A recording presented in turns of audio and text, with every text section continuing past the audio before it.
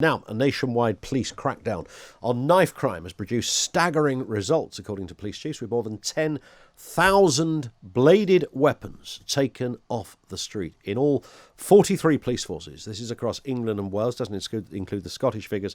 Police stepped up activity to try and drive down violent crime. Across those two countries, 723 knives were seized and another 10,000 handed into police stations and special collection points. In London alone, more than 240 knives and other weapons were seized and over 1,000 people were arrested. Norman Brennan is a retired police officer of 31 years, director of the Law and Order Foundation. I mean, it's a result, Norman, no doubt about that. An afternoon to you, by the way, but of course there's probably a lot more where they came from.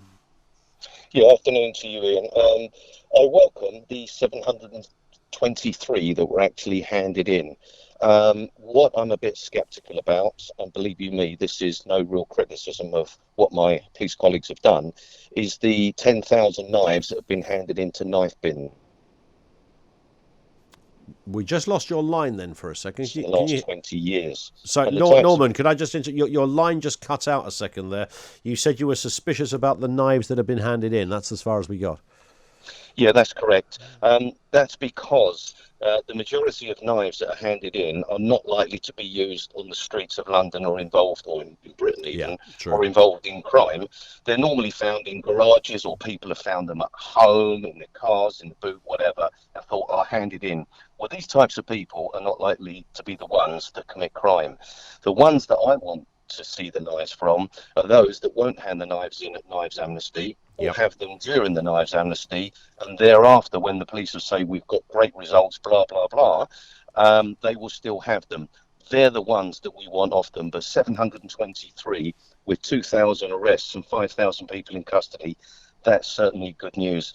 The caveat to that, Ian, is this: is what do the courts do thereafter? If the courts do no more than slap their wrist to give them a small fine, I'm afraid the police are chasing their tails. Yeah, there's the problem, isn't it? Is that you and I have talked about this for donkey's years now, Norman. You've dedicated not just your time as a serving officer, but even since retiring, you continue to have an active role in this conversation. Every Home Secretary says they're going to get tough on this one. The last time I looked, not one of them has done. Yeah, you're right. But by the way, there is a gap here and there, Ian, so the line may be slightly faulty, although my line's quite good this end.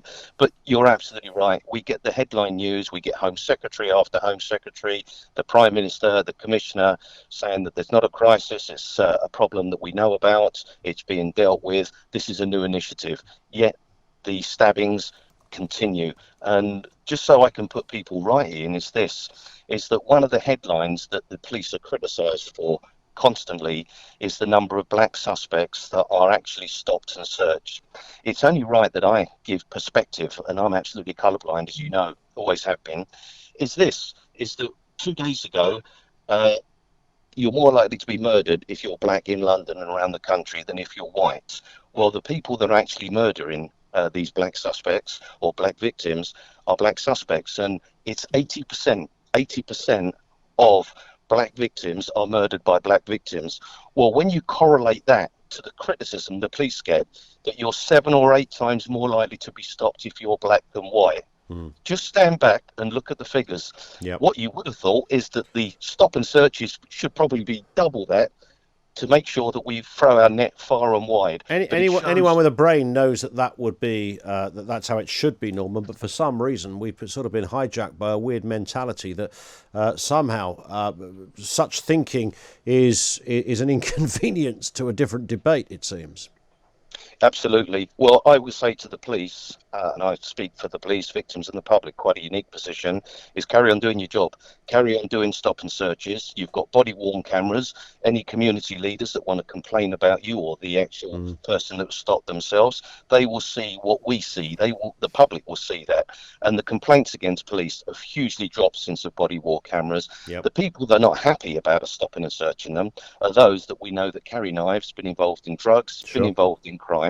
And if you're in a group of 5 or 6 other mates and a police patrol car comes along and they spot someone they've nicked before with a knife, there's a very good chance that the whole group are going to be stopped, for the simple reason is the person that has already been nicked will know that he will definitely be searched. Yep. So what do you think he's going to do?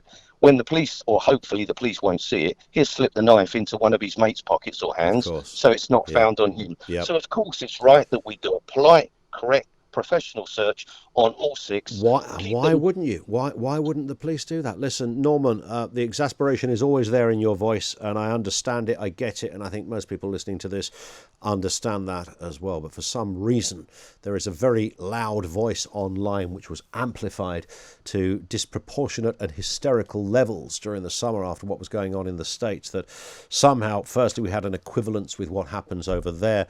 We don't. That's an invented narrative. It is a simple and demonstrable lie. But secondly, the idea that you can't add context to things like stop and search. It doesn't explain everything. It doesn't mean that there aren't errors. It doesn't mean to say that there aren't lessons to always be learned. I'd like to think that my police force is always learning, and they will learn because of some of their own errors. I get all of that.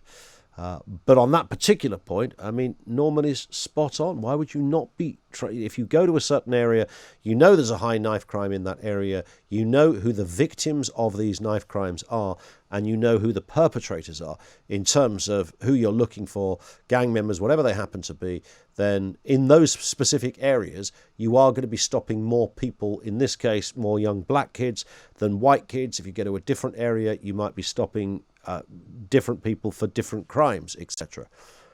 But if you're a cop trying to get blades off the street, why would that not be your starting point? What are you going to do? Go to Chelsea and start searching young white boys when you're trying to find knife crime in North London that are where the victims and the perpetrators are more likely, 80% likely, Norman Brennan said, to be black on that particular crime. I mean, if you looked elsewhere, you should be fired for looking elsewhere, because you know proportionately and in context where you should be looking. But for some reason, that's unpalatable. I often mention the Alice in Wonderland upside-down, topsy-turvy world we live in. That's a cracking example.